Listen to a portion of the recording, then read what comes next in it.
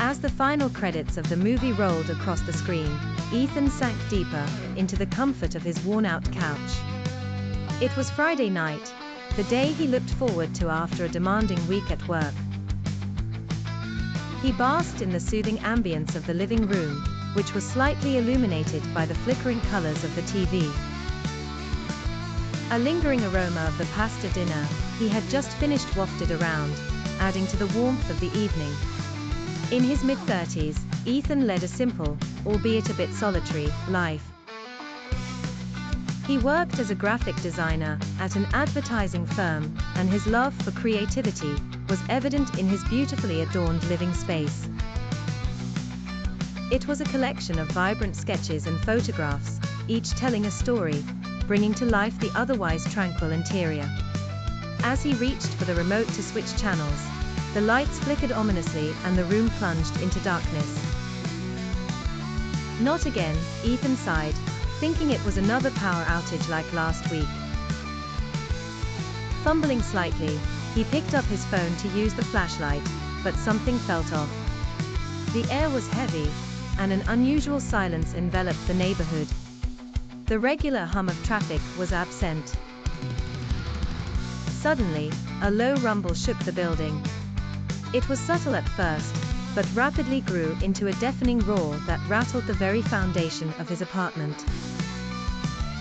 The emergency alarm system wailed discordantly, shattering the calm, while the TV emitted eerie static. Outside, car alarms joined the cacophony, creating an unnerving symphony of chaos. Instinct kicked in as Ethan dashed to the window. Pulling aside the curtain, his eyes widened in horror. A thick column of smoke rose in the distance, garnished by sporadic bursts of orange flames.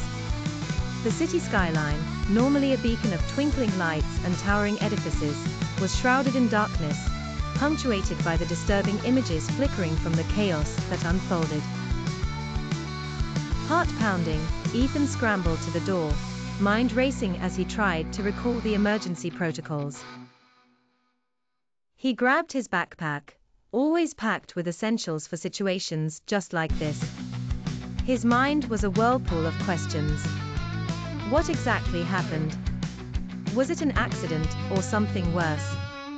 Descending the stairs two at a time, Ethan joined the stream of panicked residents exiting the building. The air was filled with fear, a palpable wave of tension and uncertainty. As he emerged onto the street, he was met with a scene reminiscent of a disaster movie. Debris littered the road, and people milled around, some comforting others, visibly shaken by the abrupt disruption of normalcy. The night was fractured by the wailing of sirens, and emergency services had already begun setting up a perimeter. Ethan approached a man in a fireman's uniform. "What's going on?" he inquired.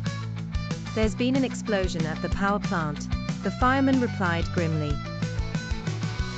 "We're not sure of the extent yet, but it's affected the power grid across the city. We need everyone to evacuate the area as a precaution." Ethan nodded, trying to digest the magnitude of what had just been revealed. He glanced back at his building, now just a silhouette against the night, and felt a pang of loss, not just for the things left behind, but also for the certainty that normalcy provided.